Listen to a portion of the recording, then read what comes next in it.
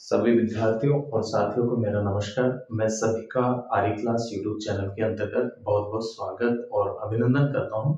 प्रिय विद्यार्थियों, देखिए आज जो हम बात करने वाले हैं वो राष्ट्रपति और राज्यपाल की जो समाधान शक्तियां होती हैं, इनमें मोस्टली जो अंतर होता है उनके संदर्भ में अपन बात करेंगे। डियर स्टूडेंट्स, जैसा आप सभी जानते हैं कि हमारे यहाँ देश में संसदीय जो है कार्यपालिका को अपनाया गया है और जिसमें दो प्रकार की कार्यपालिका होती है, वास्तविक कार्यपालिका होती है और एक नाममात्र की कार्यपालिका होती है।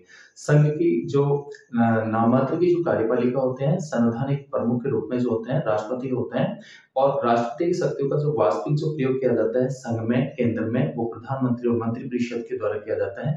प्रिय विद्यार्थियों, ऐसे ही राज्यों में भी जो है संसदीय कार्यपालिका अपनाया गया है, जहाँ पे राज्य में भी हमें दो प्रकार की कार्यपालिका देखने को मिलती है, एक वास्तविक कार्यपालिका और एक नाममात्र की कार्यपालिका। वास्तविक कार्यपालिका में मुख्यमंत्री और मंत्रिपरिषद आते हैं, जबकि राज्य में नाममात्र की कार्यपालिका के अंतर्गत राज्यपाल होते हैं। डियर स्टूडेंट्स, देखिए जो राष्ट्रपति हैं, देश का जो शासन चला जाता है वो राष्ट्रपति के नाम से चला जाता है और राज्य का जो शासन जो चलाया जाता है वो राज्यपाल के नाम से चलाया जाता है। देश के जो प्रथम नागरिक होते हैं वो राष्ट्रपति होते हैं।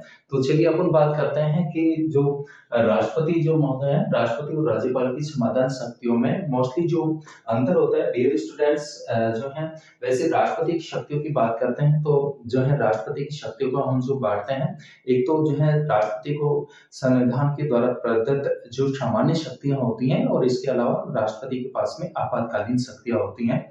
और राज्यपाल की शक्तियों, तो राष्ट्रपति और राज्यपाल की जो समाधान यानी अपराधियों को समाधान करने की जो शक्ति प्राप्त है, उसमें मोस्टली जो अंतर है वो क्या है, उसके संदर्भ में अपन बात करते हैं। डियर स्टूडेंट, निश्चित रूप में ये जानकारी हम सबके लिए जो है लाभप्रद होगी। आने वाली जो प्रतियोगी जो भर्ती परीक्षाएं हैं उसमें महत्वपूर्ण जो है ये क्लासेस साबित होगी हम सबकी जो है नॉलेज के लिए।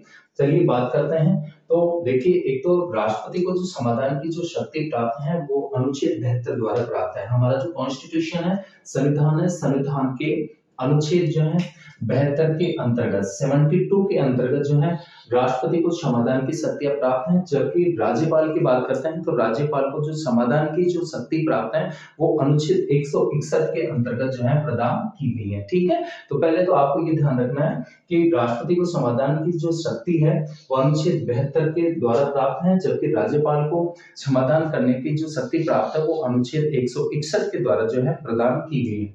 इसके अलावा राष्ट्रपति की समाधान शक्ति जो है सैनिक न्यायालय सहित सभी न्यायालयों के द्वारा दिए गए दंड तक जो है विस्तृत होती है, वहां तक विस्तार है इनकी समाधान शक्ति का।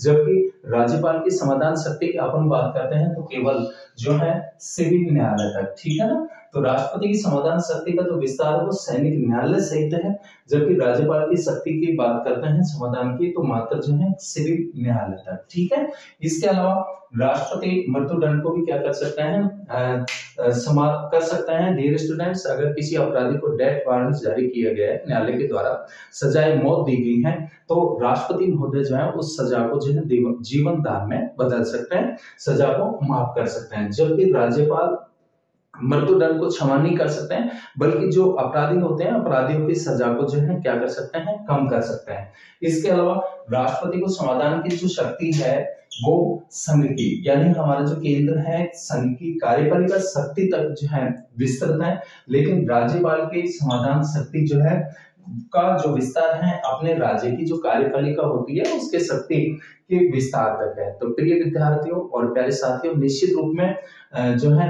ये जानकारी हम सबके लिए जो है लाभप्रद साबित होगी, इस बात की मैं उम्मीद करता हूँ। प्रिय विद्यार्थियों, ऐसी महत्वपूर्ण जानकारियों के साथ में जुड़े रहिए आर्य क्लास यूट्यूब चैनल के साथ में। मिलते हैं नेक्स्ट क्लास में, तब तक सभी साथियों और विद्यार्थियों का बहुत बहुत धन्यवाद।